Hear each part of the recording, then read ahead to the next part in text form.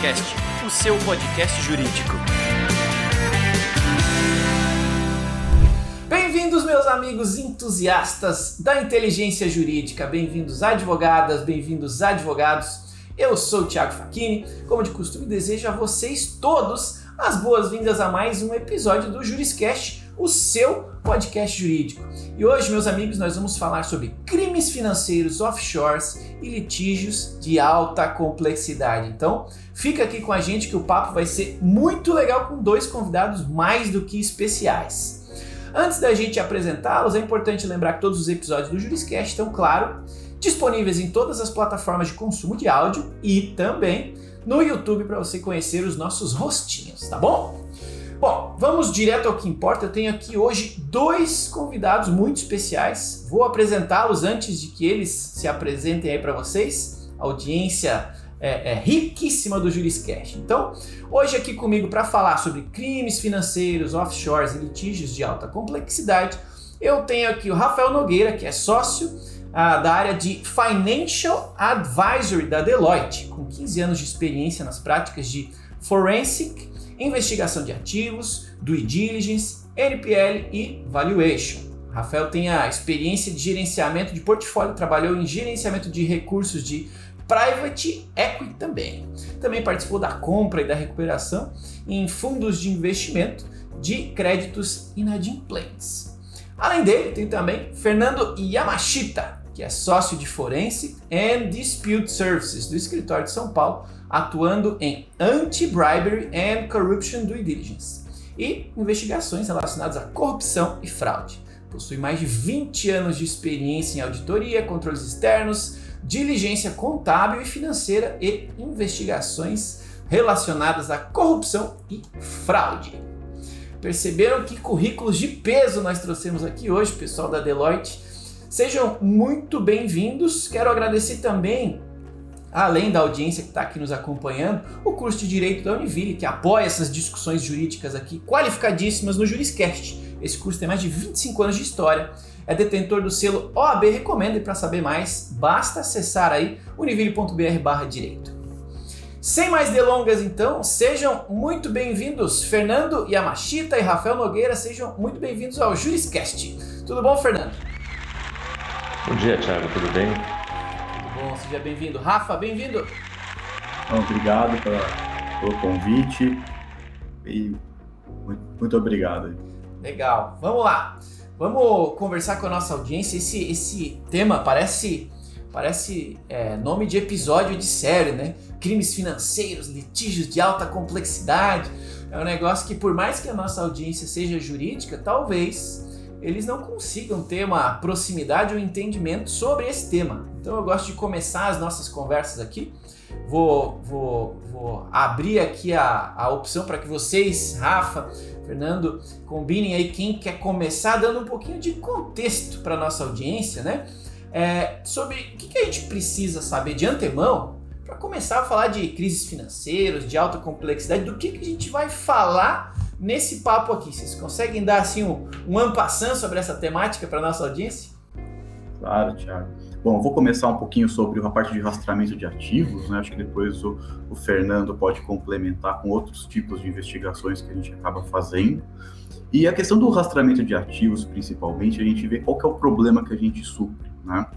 Quando a gente lida com crédito, qualquer tipo de conflito que a gente tem entre pessoas, né, em algum momento alguém está pedindo uma reparação, seja um crédito, seja um M&A que não foi bem feito, seja um divórcio, seja uma herança. A gente vive na área jurídica, vocês que estão na área jurídica, a gente vive ali um eterno conflito. E alguém quer reparar a outra parte, ou quer uma reparação de outra parte, né? Então, o que a gente vê o que acontece? Né? Vamos falar um pouquinho de crédito, mas ele serve para todos os outros temas. Quando uma pessoa acaba tendo que pagar uma montante relevante, qual que é a tendência dela quando ela não está numa boa situação, né? A tendência dela é manter o patrimônio dela, manter o padrão de vida, manter a qualidade de vida dos seus próximos e parentes. Então ela começa a dilapidar patrimônio. Como que é a dilapidação, né? Ela começa a transferir e tirar o patrimônio do nome dela, tá?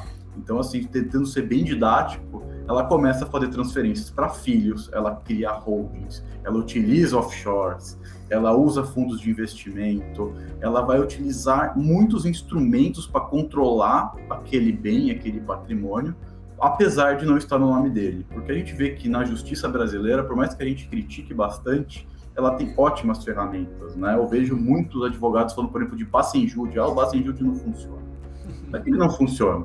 É que o devedor sabe que você vai fazer o Bacenjude. Logo, ele não vai deixar no nome dele. Ele vai tirar o dinheiro da conta, ele vai usar a conta da esposa, ele vai usar a conta do filho. Mas a gente já teve casos de recuperar num Bacenjude mais de 20 milhões de reais. Como? Junto com, obviamente, nós construímos ali provas e o escritório de advocacia parceiros, eles entraram com uma tese de desconsideração e junto com o Bacenjude. Então, quando eles ganharam a tese de desconsideração, eles acabaram já pegando mais de 20 milhões em contas de devedores.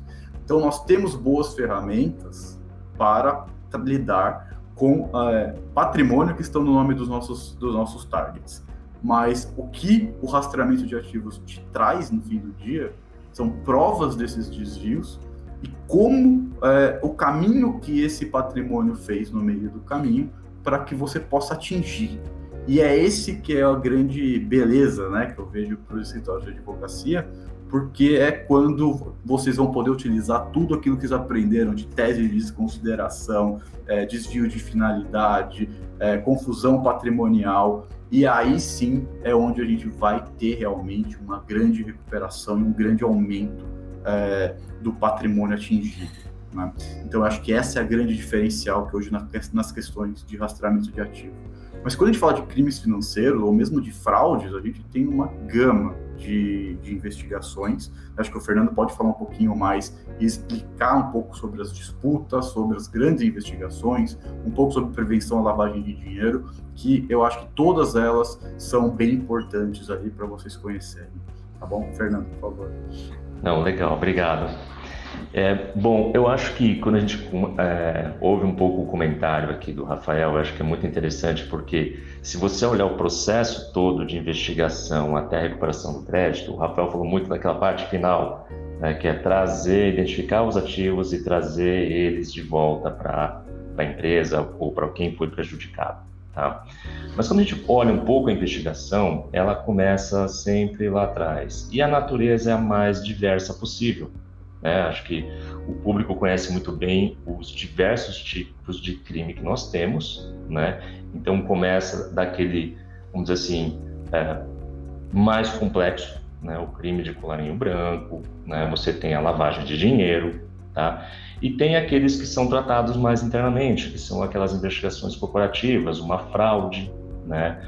Uma denúncia ali dentro da companhia, tá? Mas no final do dia, o que é isso? É tudo uma investigação, tá? E eu incluo até nesse rol, tá, de discussão nosso aqui, até o próprio litígio, né? Que no final do dia é uma disputa entre duas ou mais partes, né? Que no final do dia, o que você vai aplicar lá? Basicamente, investigação, tá? Então tem todo aquele aparato jurídico, né, seja no contrato, seja no aspecto regulatório, né, e também todo aquele acessório que a gente consegue trazer, que é a parte mais técnica, contábil, né, financeira às vezes, né, e até com a parte de tecnologia, né. O que é a tecnologia? Aquelas coletas, né, de e-mails, coleta de dados, informações que estão nos celulares, né? Então, acho que é um negócio que todo mundo já ouviu bastante aqui, né, na vida. Eu acho que tivemos uns bons anos aí de escola, vira e mexe, aparecia no jornal uma notícia de que uma informação importante surgiu de um canal de comunicação, de uma troca de WhatsApp, né? Tudo isso vem como? Vem de uma investigação, vem de uma tecnologia embarcada por trás, né, para buscar toda a prova, todo aquele suporte, né, que um bom advogado necessita, né, todo aquele suporte jurídico de confiança de que aqueles dados são íntegros, tá? Entendi, legal, comecei a ter algumas ideias aqui. Estou entendendo que você, né, a Deloitte parceiro para investigação, né? E por conviver muito com muitos advogados, eu entendo que vários deles desconhecem os aspectos técnicos, né, da execução de uma investigação, como é feito, como deveria ser feito, as possibilidades de fazer, limites e tudo mais. Então aqui pensando na nossa audiência que está ouvindo, está pensando, poxa, que legal, mas será que isso aí não é muito longe da minha realidade? Será que algum dia eu vou precisar fazer algo nessa linha?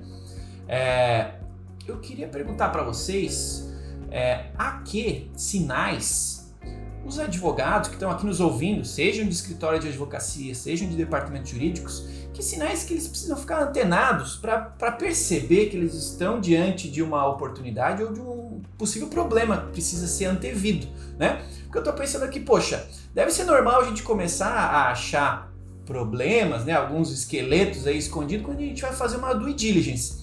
Mas não deve ser o único momento onde alguém vai olhar e vai dizer, epa, tem problema aqui, preciso de ajuda, vou precisar de alguém para me ajudar a investigar o que está acontecendo aqui, para ver se é lícito, se não é. Quais são os sinais e momentos, talvez, que as pessoas começam a precisar de vocês, começam a precisar desse tipo de apoio? Vocês têm aí alguns bons exemplos para compartilhar com a nossa audiência? Sim, claro. Claro, Thiago, eu acho que assim, quando a gente lida com essa parte de rastreamento, como vocês podem perceber, eu lido muito mais com crédito, muito mais recuperação de crédito, e o Fernando um pouquinho com as fraudes corporativas. A gente vê que a partir do momento que tem uma inadimplência, que começa a ter atrasos de recebimento dentro da empresa, isso já é um sinal. Tá? E a gente vê que as empresas, elas relutam muito em ir atrás e começar a ser um pouquinho mais duro, porque afinal a gente está lidando com o cliente, né? É um comprador do seu produto ali do outro lado, você tende a não ser tão agressivo contra eles, né? Mas ao mesmo tempo, uma frase que a gente utiliza muito, que é recuperação de crédito, investigações de patrimônio, elas acabam sendo uma corrida ao pote de ouro, né? Porque o patrimônio ele é limitado, ele não tem, muito provavelmente as empresas ou grupos acabam trabalhando de certa forma alavancado, ou maior do que o patrimônio que elas possuem, e a gente tem que pensar que quando você está num corpo jurídico de uma empresa, você tem menos informação e normalmente você tem um contrato um pouco mais fraco do que crédito bancário, do que outros players, do que você não vai ser o primeiro frente aos trabalhistas. Então, se você demora para agir, você tem uma tendência a sempre chegar no caso atrasado, né? Porque você pega um banco, se você atrasar ele normalmente tem um fiador, ele normalmente tem uma garantia física. E as empresas são muito difícil conseguir fazer isso. Afinal, se você começa a colocar barreiras, ele vai para o concorrente, né? Pô, eu vou comprar de você, você está me colocando dificuldade, vou comprar do outro fornecedor. Então, acho que as empresas, a gente vê que elas têm que começar a analisar um pouco antes, a ficar mais atentas aos sinais, né? Existem maneiras de você já começar a analisar se ele está tendo, se aquele grupo empresarial e familiar, se ele já começou a se deteriorar um pouquinho, né? E se eles vão ter condição. Às vezes, se ele atrasou 1, 2 meses, aquilo te chama a atenção, você já consegue fazer uma análise, se ele tem algum patrimônio que já foi penhorado, o patrimônio que está no nome dele, se ele começou a desviar, o patrimônio começou a sair da empresa. Então, são insights que você começa a ter e que aquilo te garante, porque ou você pode ser agressivo mais cedo, né, no caso, os corpos jurídicos entrar numa ação muito mais cedo do que o resto e ter mais chance de uma recuperação, né? Ou você acaba podendo solicitar uma garantia, porque também quem é mais agressivo recebe, né? Quem chega mais forte, quem mostra que tem mais dado e mais informação, acaba tendo realmente mais sucesso na sua ação e na sua recuperação. E agora existem obviamente, outros meios, de outros sinais, que eu acho que daí são as fraudes corporativas, né? Principalmente ali na parte de compras, que são os mais óbvios. Acho que o Fernando pode falar um pouquinho mais ali dessa área. Não, legal. É engraçado, né, o Rafael comentando agora que é uma corrida ao pote de ouro, né? No final do dia, assim, se você pensar numa investigação, também né? Onde que está o grande valor disso daqui? São informações, né, que você vai, numa investigação, criar elementos, né, seja para você se defender, né, seja para provar né, que houve um crime, né? Então, é uma corrida, sim.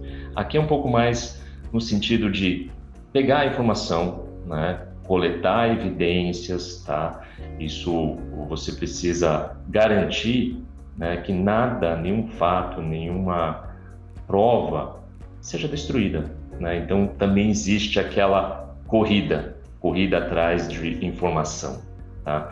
Então, uma investigação é sempre um planejamento, é uma corrida, tá? O que é legal? A gente sempre corre junto com os advogados, tá? Não existe como a Deloitte chegar e falar, vamos fazer uma análise financeira, vamos fazer uma coleta. Não existe isso. É sempre com os advogados, sempre na parceria, porque é o advogado que dita o rito, né? É o advogado que ajuda a planejar o trabalho. Afinal de contas, toda a tese é construída pelos advogados, né? Então, a gente trabalha muito em parceria. A gente complementa o trabalho, na maioria dos casos, né? Sempre com tecnologia, com esse viés mais técnico, né? No aspecto contábil e muitas vezes financeiro, né? Que dependendo da fraude, dependendo do assunto, você precisa desse conhecimento mais técnico. Tem que ir lá no sistema da companhia, precisa buscar alguma evidência, seja uma nota fiscal, né? Seja um registro contábil, né? Ir lá no pagamento, identificar quem recebeu, quando recebeu, construir uma história que no final ajude, né, o advogado a contar a história, né? Trazer os fatos à tona, né? E obviamente conseguir sucesso aí na tese de defesa dele, tá? Legal, eu ia até puxar uma próxima pergunta justamente com relação a esse relacionamento em específico com departamentos jurídicos, né? Você acabou respondendo que eu ia perguntar, poxa, não corre o risco de alguns departamentos jurídicos verem vocês como concorrentes ou como inimigos, mas pelo que você falou, normalmente o jurídico da empresa é um apoiador, né, do trabalho de vocês, está ali lado a lado, porque no final das contas querem o mesmo objetivo, né? Garantia do bem para todos os envolvidos, né? É isso, eu acho que o jurídico interno, ele é um parceiro mais óbvio, porque normalmente são equipes mais enxutas, são equipes que têm que ser multidisciplinares, têm que atuar em várias frentes dentro da empresa, né? E elas têm mais limitações, às vezes, para trabalhar com coisas mais especializadas, né? Então, eles são muito parceiros. E quando a gente vai para agora os escritórios externos, né? A gente tem uma visão, não é bem uma visão, eu falo assim, a gente tem dois tipos de advogados que são muito distintos, né? Alguns eles relutam mais, né? Pelo menos no serviço de recuperação de crédito, eles relutam mais na indicação. Muito porque a gente sabe que, eu falo que existe uma frase que eu ouço quase todo dia, que se eu não ouvir é que eu não fui trabalhar, né? E na recuperação de crédito as pessoas falam assim, eu não quero pôr dinheiro bom em coisa ruim. Todo dia. Então, sempre que você coloca mais parceiros, no fim do dia, você tem um aumento de custo, né? Então, tem o primeiro tipo de escritório de advocacia, ele evita colocar mais custos para o cliente. E ele acaba deixando ele fazendo essa indicação quando ele chega num beco sem saída e o próprio cliente fala, tá, mas eu sei que ele tem dinheiro, como é que vocês não estão chegando? Daí ele fala, não, cheguei na minha limitação técnica, eu cheguei na limitação tecnológica que eu possuo aqui dentro, temos parceiros que podem nos auxiliar e o cliente fica ali mais satisfeito, né? Mas tem essa relutância, não que seja concorrente, em nenhum momento a gente concorre. Mas no segundo parceiro que a gente possui hoje, que são alguns escritórios que já começaram a vislumbrar isso, que a nossa tecnologia, a gente consegue analisar, primeiro, uma gama de processos judiciais muito rápidos, e tem indícios de fraude e indícios de patrimônio numa velocidade, eu consigo fazer em 2, 3 horas um caso de dezenas de milhões de reais, ter uma ideia se tem um indício de fraude. Isso mostra se aquele caso tem uma chance maior de sucesso ou não. E muitos escritórios que se tornaram parceiros nossos, eles começaram a utilizar a gente até para captar clientes. Legal. Então, eles vão, por exemplo, em fundos de investimento, que tem aquela carteira enorme. A gente sabe que na advocacia hoje está difícil você conseguir colocar um prolabore mensal, robusto. Eles estão querendo jogar muito mais para o sucesso. Então, fugir de custos também pode ser uma arte, né? Então, eles estão nos utilizando para, olha, falar, Rafael, tá aqui uma carteira, analisa eu quero entrar, mas eu quero entrar com vocês.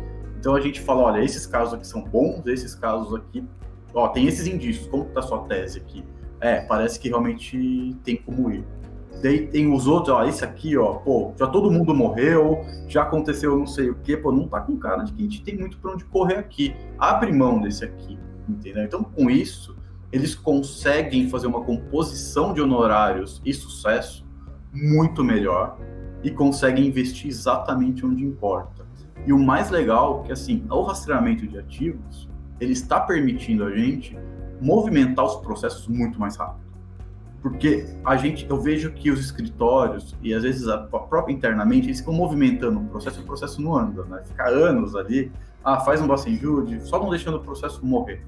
Então, quando a gente entra nesse tipo de processo e a gente acha bom, normalmente eu falo que o nosso trabalho é auxiliar os escritórios a encontrar prova para a tese de desconsideração. Porque o patrimônio não está mais lá, a gente mostra onde está, mostra as provas, mostra evidências de que realmente houve uma confusão patrimonial, um desvio de finalidade, e com isso, o processo que às vezes fica anos parado, começa a ter uma movimentação, começa a progredir realmente, muito mais rápido, né? Então a gente tem feito isso com alguns escritórios, a gente tem ido a mercado com os escritórios, a gente explica o porquê, às vezes a gente está pedindo um sucesso um pouco mais agressivo, porque realmente tem duas empresas, não é mais apenas o escritório, e como aquilo vai trazer um ganho para eles, né? Então a gente tem ajudado não só nessa parte de identificar patrimônio e como completar a tese dos escritórios. Hoje a gente tem auxiliado a entrar no mercado e também estamos utilizando todo o nosso networking Deloitte, né, que hoje tem milhares de clientes hoje, para poder dar fim nos imóveis. Então, o que a gente vê também no escritório de advocacia é ter um sucesso maravilhoso, o cliente está lá com 100 milhões em imóveis penhorados, mas o cliente fala, pô, não consigo pôr no meu balanço isso. E não tem como fazer dinheiro com isso, porque fica penhorado, fica na briga, o seu devedor sabe que você não vai fazer nada, fica aproveitando o patrimônio por muito tempo, né? E com isso você não consegue monetizar. Então a gente está trazendo soluções, eu diria, quase financeiras ali para os nossos parceiros, de como você vai liquidar esse patrimônio, como a gente pode colocar fundos de investimento, que pode fazer um adiantamento, ele assumir uma parte desse patrimônio, liquida e faz um profit sharing, né, um earnout. Então, com isso, a gente está conseguindo colocar dinheiro no bolso, não só dos nossos parceiros, como dos nossos clientes, né, em comum, muito mais rápido e de forma que está trazendo acredito, uma felicidade bem melhor. E eu acho que esse tipo de mentalidade, acho que para todo mundo que está aqui dentro, é procurar realmente essas soluções que são diferentes, né? Se a gente ficar esperando, pô, a pessoa está usando a casa, ele está ganhando, às vezes, assim, ele está utilizando aquele patrimônio, está só penhorado, ele vai continuar no processo ali, vai ficar o tempo inteiro te enrolando para poder... Por isso que eu falo, a frase que eu falei no começo, quem é mais agressivo consegue receber. Então a gente tem que achar soluções, temos que achar soluções fora da caixa e que a gente pode utilizar. A gente tem um networking muito amplo, com tipos de pessoas, desde family offices a fundos internacionais. Então a gente tem cheques para todos os tamanhos, né? Então isso está sendo bem legal, uma experiência bem diferente que a gente começou a atribuir atualmente. Show. Eu sempre faço uma pergunta aqui no Juriscast, que é como que os advogados ganham dinheiro com a temática que a gente está discutindo. Então aqui você já antecipou uma oportunidade legal. Gente, se você advogado aí está ouvindo o episódio e prestou atenção, você pode, em algum nível, aproveitar isso aqui na sua realidade. Sim, é viável, é possível e você pode, além, né, desses exemplos que ele deu aqui de ajudar em captação e rentabilização também, poxa, tem oportunidade para, além de aprender aqui, colocar em prática.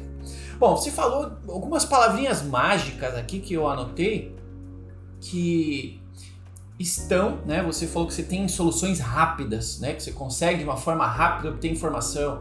Você comentou que consegue analisar dados. Estou imaginando aqui que você está falando de algum tipo de tecnologia, né? Então, para obter dados, né? Por experiência própria aqui de ProJuris, para cruzar esses dados, né? No caso de vocês é algo ainda mais complexo, porque pode ter vários grupos econômicos, patrimônio, associação entre partes, entre empresas. Imagino que vocês tenham tecnologia para isso. Então, se é disso que você estava falando, e se você puder falar, você imagina que seja uma tecnologia proprietária, algo assim, mas você pode tentar talvez resumir para a nossa audiência, assim, poxa, qual é o papel da tecnologia no resultado final do serviço que vocês prestam?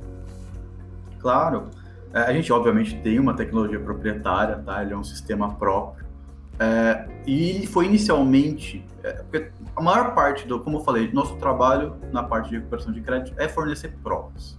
E provas são documentos. Então, assim, não é o Rafael falou, a Deloitte falou, não é uma opinião, é uma matrícula, é mostrar uma transferência, é mostrar uma junta, é mostrar indícios de internet. Então, assim, o mais importante é você trazer a documentação. Então, o primeiro passo da nossa tecnologia foi como conversar com 10 mil cartórios. Então, dos mais diferentes tipos, dos mais diferentes... a gente já teve que esperar um mês para um cartório digitar a matrícula, porque não tinha matrícula digitada, e a pessoa tinha que ir como fala, ele tinha que procurar outro lugar, porque ele não tinha computador dentro do cartório. Então ele tinha que ir numa lan house para enviar. Ele tinha que ir para uma lan house para poder digitar a matrícula. Então levou mais de 45 dias, 50 dias. Então como lidar com isso? Então a gente montou inicialmente o nosso programa, ele foi para se comunicar com esses cartórios. Então a gente tem robôs para os eletrônicos, a gente tem já web chats, eles falam automaticamente, porque eu falo que falar com um cartório é muito fácil. Falar com milhares é difícil. Ainda mais porque você tem que interagir com eles muitas vezes, né? Porque você faz olha, quero fazer uma busca, a pessoa te passa um preço, daí você tem que pagar, mandar o comprovante. Daí ele fala, tá bom, sua busca deu positivo. Quantas matrículas? Por exemplo, ele fala 10, então você tem que pagar o valor para ela te entregar. Então você acaba ligando para aquele cartório 4, 5, 6 vezes para conseguir um resultado. Então a primeiro parte da nossa tecnologia foi como automatizar isso. A gente já sabe quanto custa, então a gente já faz o pagamento, já manda um e-mail padrão pro cartório, já com o recibo, daí ele já manda a resposta que ele lê automaticamente, já faz a solicitação. Isso, a gente tinha uma equipe lá no passado de mais de 30 pessoas lidando com cartório, a gente tem 2, então a gente ganhou uma escala realmente brutal em conseguir lidar com cartórios, né? Daí vem a segunda etapa, que eu falo que o mundo mudou, desde que a gente começou a fazer esse tipo de trabalho, ele mudou radicalmente. Há 5, 6 anos atrás, a gente não tinha a quantidade de dados que a gente tem hoje. Eu diria que em 2015 a briga era para ter dados. Hoje é como você lida com esse volume brutal de dados, né? E também garantindo, hoje a gente tem complexidades como LGPD e outras questões que são muito importantes se atentar, né? Que não é mais tão simples. Então hoje a gente tem a parte cartorária, a gente já lê as matrículas já tem todas as informações de ônus, a gente olha a escritura, procuração. Nós temos sistemas de leitura de contrato automático hoje dentro da empresa, ele serve para várias outras investigações, né? Mas a gente também coloca esse tipo de coisa dentro da nossa investigação de patrimônio. E agora a gente criou um módulo em que ele é conectado com centenas de bases públicas e privadas, para você levantar red flags. E quais são as red flags? Eu posso dar um exemplo de red flag que é super importante para vocês. Quando a gente está falando de recuperação de crédito, a gente tem que olhar não só a empresa, a gente tem que olhar o grupo empresarial e o grupo familiar. Porque a gente fala que é o seguinte, se você vai passar seu patrimônio para alguém, você tem que passar para alguém que você confia. Normalmente é parente. Ou para uma empresa que você controla de alguma maneira. É aí que entra a busca de procurações. Você pode colocar no nome de um filho e pegar uma procuração com plenos poderes e continuar administrando. Então você tem que ter uma gama de documentação para embasar o que você está falando. Então o red flag que eu estou te falando nosso sistema em poucas horas já mostra, por exemplo, todas as empresas que aquelas pessoas têm ou já tiveram. A gente já consegue fazer todo o grupo familiar, olha as empresas daquele grupo familiar, e meu sistema ele cruza quais empresas estão no mesmo endereço, quais empresas fazem a mesma coisa. Então o filho tem uma empresa que faz a mesma coisa que o pai, e o filho tem 20 anos. Parece e ter alguma coisa errada. Como essa pessoa tão jovem já construiu um patrimônio dessa maneira. Então são red flags, obviamente com a nossa experiência já de anos, de vendo algumas coisas estão acontecendo, a gente consegue olhar e falar, teve um indício de fraude aqui. E também nosso sistema ele já mostra todas as empresas que são, de certa maneira, patrimoniais.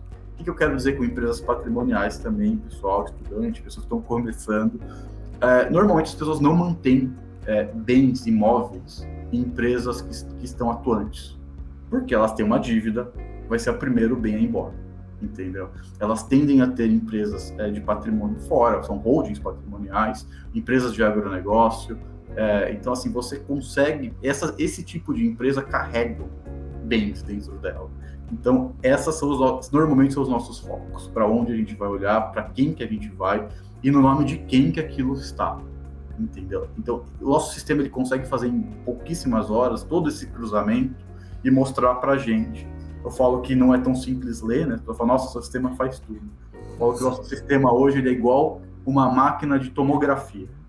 Não adianta eu tentar olhar uma tomografia, eu não vou conseguir enxergar nada ali, entendeu? Mas para quem já está há muitos anos treinado, a gente consegue ver todos os problemas que aquele grupo parece ter ou por que ele foi constituído daquela maneira. Tá? Legal. Isso passa a ser bem importante. Mas assim, a gente tem uma gama de tecnologia hoje muito mais ampla. Eu acho que o Fernando pode falar um pouquinho ali do nosso corpo tecnológico. Boa.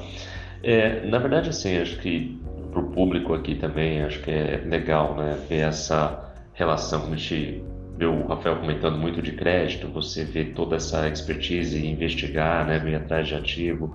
Você vê que por trás tem uma tecnologia, né? De onde vem essa tecnologia? Obviamente da experiência, né, da investigação de ativos, mas tem um componente que vem de investigação, né? Então toda aquela parte que a gente faz aquela investigação tradicional, com um processamento muito grande de dados, esse tipo de coisa, vem daí, né? Vem desse histórico. Então toda aquela capacidade de a gente coletar informação, processar isso internamente, né? Vir com insights, pegar uma base de 10 anos de demonstrações financeiras, registros, lançamentos contábeis, ir lá dentro e começar a pincelar aquilo que é importante, né, vem um pouco daí, né? Então a gente tem toda essa tecnologia de processar grandes volumes de dados, né? Hoje temos ferramentas também para explorar um pouquinho contratos, né, que hoje são escaneados, a gente consegue ganhar agilidade. Eu acho que quem é mais, vamos dizer assim, mais experiente, né, aqui fazendo investigação, trabalhou já com aqueles documentos, data rooms gigantescos, onde você gastava semanas lendo documento e pasta, salas com um monte de pasta, cheio de advogado. Então, é um negócio que era muito maçante. Hoje tem ferramentas que ajudam, né? Não só ferramentas para ler, mas também achar palavras importantes num oceano de informação, né? Isso é super importante, né? E a gente está avançando também para coisas que eu acho que é o futuro, né? De investigação e até para a parte de ativos, que é ter um áudio que você consiga, sabe, transformar aquele áudio em texto, fazer as suas pesquisas lá dentro, né? É nisso que a gente procura focar, sabe? Trazer o que tem de melhor, né, na tecnologia para ajudar, né, os advogados, né, o pessoal que está conduzindo a investigação. Legal. Me parece, com o conhecimento que eu tenho, me parece que vocês têm aí uma tecnologia muito parecida com o que já é comum na justiça americana, que são sistemas de e-discovery, né? Você consegue analisar uma base de dados gigantesca, fazer uma tag cloud, fazer análise de tendência, fazer análise correlacional e tal. Super legal. Não é uma tecnologia fácil nem barata, precisa de muito dado, muita confiança, muito investimento nela para ela fazer isso aí que vocês estão fazendo, entregar boas análises e, no final das contas, bons dados, né? Thiago, acho que a parte está sendo bem legal que a gente está entrando agora, a nossa área de e-discovery, inclusive, é exatamente legal. E a gente está trazendo agora para o Brasil também o e-discovery, que ele é online. O que ele quer dizer com online? Eu vejo grandes empresas, grandes instituições, elas já estão conseguindo fazer esse mapeamento em tempo real. Então, eles já conseguem ler e-mails, já ler comunicação. Então, qualquer desvio de conduta, qualquer indício de fraude, você consegue fazer antes do mal crescer, vamos dizer assim. Porque as empresas viram que trabalhar de forma preventiva, no fim do dia, acaba sendo... Por mais que quando você olha o custo inicial te assuste, essa tecnologia, eu estou falando de empresas maiores, tá? Não são empresas de menor porte. Mas garantem para ela, primeiro, o custo quando você tem um dano, ele passa a ser muito maior do que você atingir, trabalhar de forma preventiva. Então, tem muita tecnologia legal hoje em dia também para poder mostrar, para as pessoas aprenderem a respeito, que são realmente preventivas. E o legal deste formato, né, de antecipar os problemas, é que, poxa, a empresa ela é detentora de boa parte da informação, né? O servidor de e-mails é dela, você pode botar um discovery lá, você não precisa no processo judicial pedir para o juiz liberar para você ir lá, captar o dado para daí fazer discovery, para daí conseguir... Poxa, super legal essa dica aí de trabalhar na prevenção, para quem pode, claro, faz total sentido.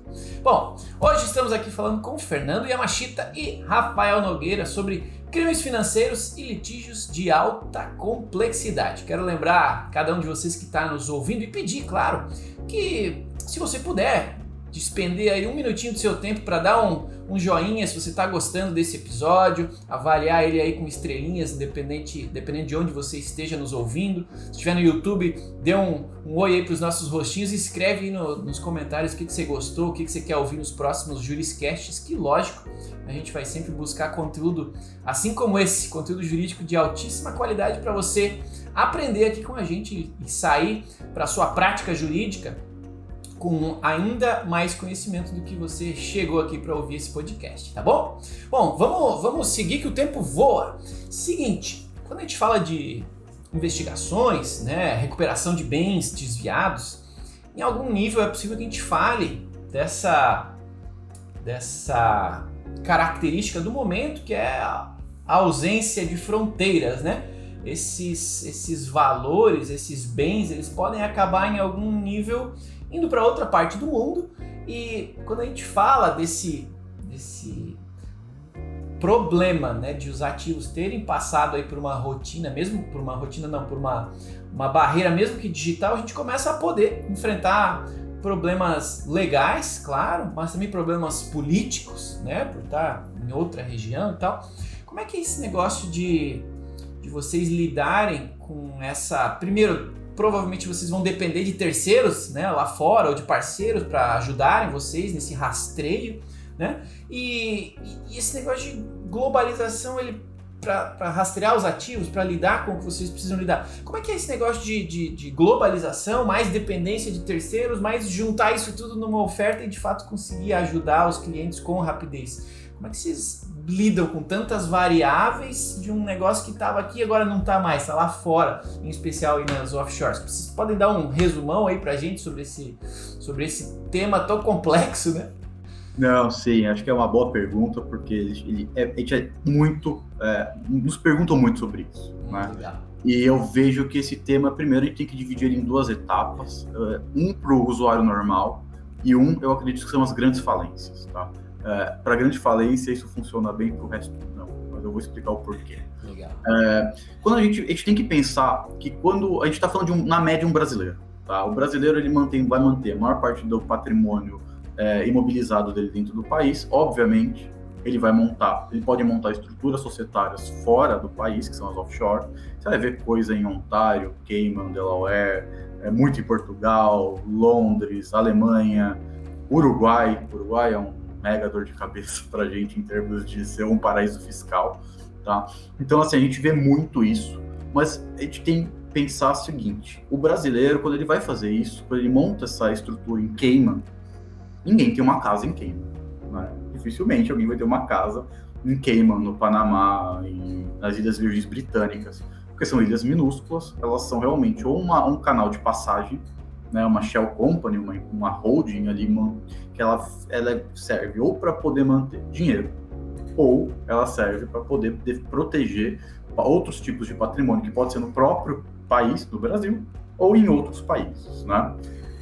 Então, assim, quando a gente fala de dinheiro, não existe rastreamento de forma como a Deloitte faz, tá? Porque eu tenho que quebrar, de certa maneira, o sigilo bancário dessas pessoas. Não é bem que isso normalmente é jurídico, né? Então, assim, como você faz para poder recuperar dinheiro fora do Brasil? É possível? É. É fácil? É mais fácil do que a gente acredita, tá? Porque você tem que ter um processo ganho no Brasil e você tem que fazer o enforcement desse seu processo no Brasil, nos países em que essa pessoa possui offshore. Então, você faz a tese de desconsideração aqui dentro. Melhor, eu recomendo, não que precisa ser desse jeito, porque fazer fora do Brasil é muito mais difícil. Tá? A desconsideração nos Estados Unidos e em outros lugares são ritos mais rigorosos do que no Brasil. Então é mais fácil você fazer aqui e fazer um enforcement. Dá para fazer nas Ilhas Caimã, dá para fazer nas Ilhas Britânicas, Estados Unidos também é possível fazer. E a partir daí, você vai começar a ter acesso ao que tem de patrimônio nessas contas e dessas empresas. Qual que é o problema? O problema disso é que, primeiro, o dinheiro é móvel. Se a pessoa souber que você está fazendo isso, ela vai apertar um botão e vai sair de Cayman para Londres. Pronto, você acabou de gastar um dinheirão para poder fazer um enforcement, contratou o escritório de advocacia internacional para poder tocar esse processo para vocês em conjunto com o Brasil e no fim do dia você não levou, né? Então, por que eu falo que para os normais, eu tô falando, a gente trabalha até para grandes instituições financeiras e não é qualquer valor que você consegue fazer isso. A gente está falando de poder pagar em moeda forte, pode ser em mais de um país. Então, imagina que você vai ter que contratar escritório de advocacia para fazer um enforcement em 3, 4 países, pagando às vezes em pound, euro, dólar. É um processo que ele é muito caro, não tem tanta visibilidade, porque assim, quando eu faço o meu trabalho no Brasil e eu mostro que tem uma matrícula, um bem livre, é muito mais confortável para o nosso cliente fazer esse investimento do que eu falar, olha, tem um offshore lá que pode ter 100 milhões de dólares ou pode ter nada, tá? Então, ele vai gastar 100 mil reais, 200, 500 mil reais para poder fazer isso. Então, esse processo de em offshores, ele passa a ser muito difícil, tá? Para os clientes normais. Onde a gente vê que isso funciona bem? Para as falências.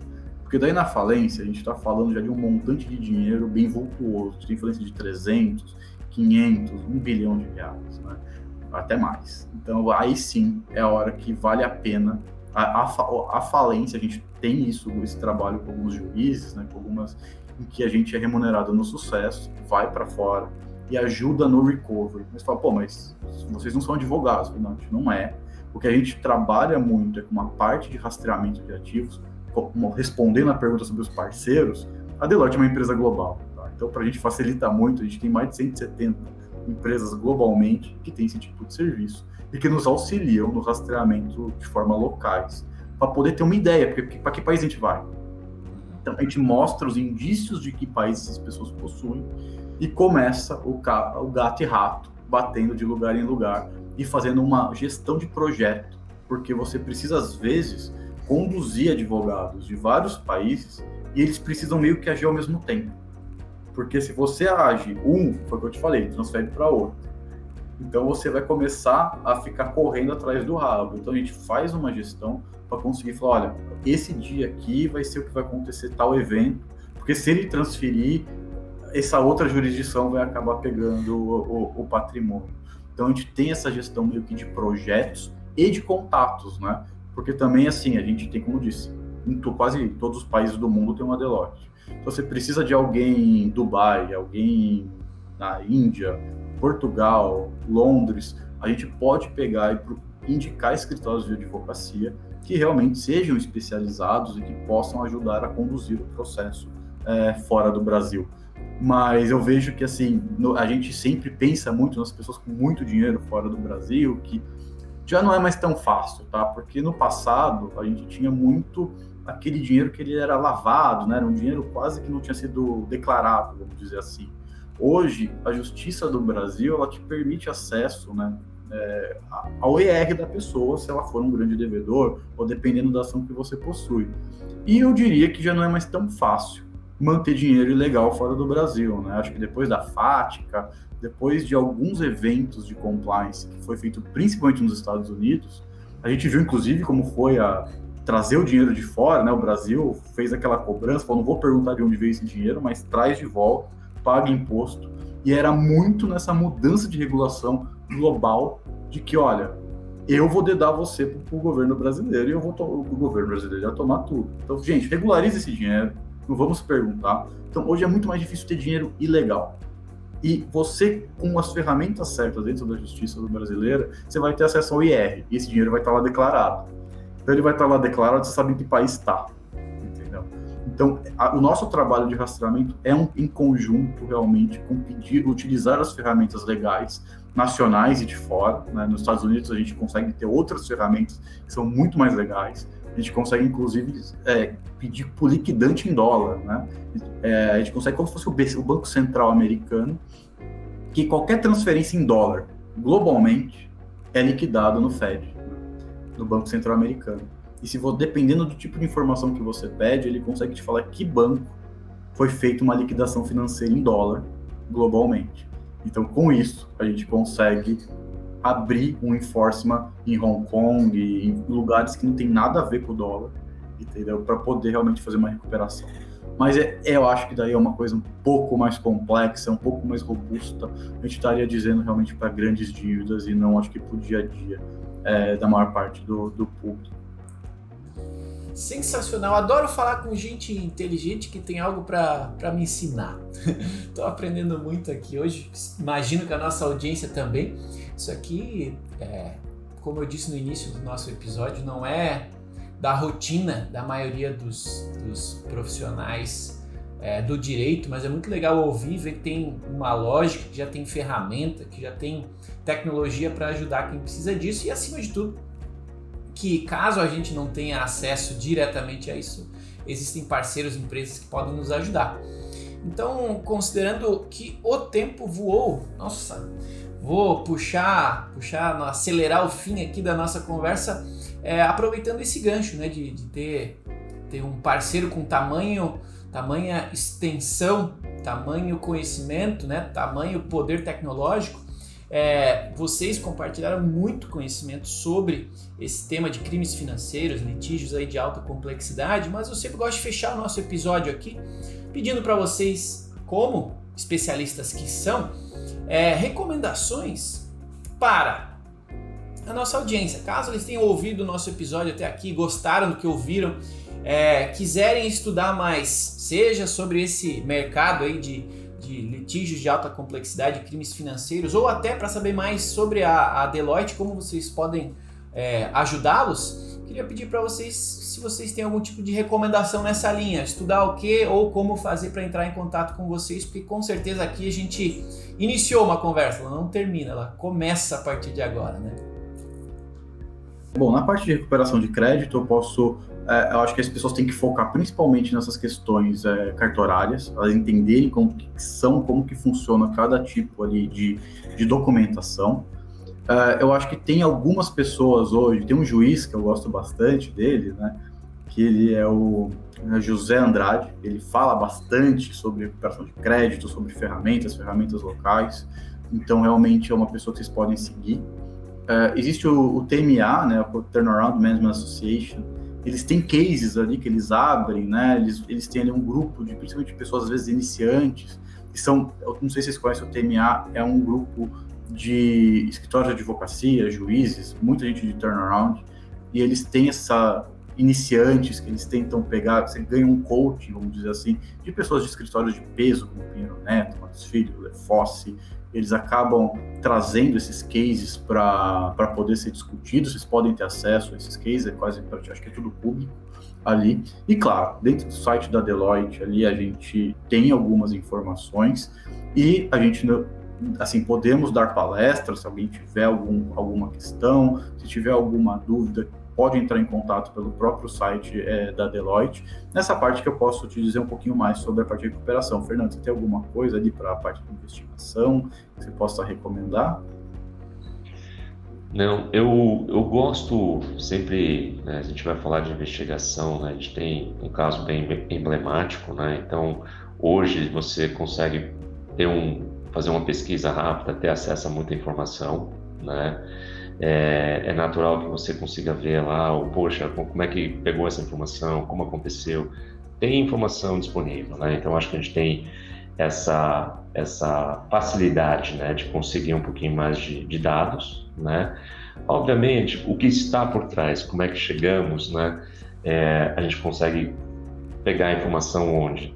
Um pouco no nosso site, né? A gente sabe que é um mercado hoje que já está mais maduro, né? Investigação é um tema interessante, né? Mas sempre falo assim, tem coisa nova chegando, né? Então, se você parar e pensar, poxa, invadiram o site da empresa, roubaram dados, querem um resgate. Isso é novo.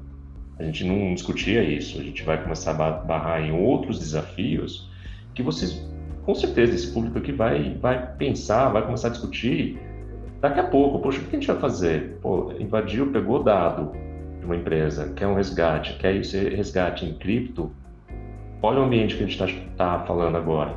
Olha a regulamentação. Olha os ambientes, olha os países que isso vai passar.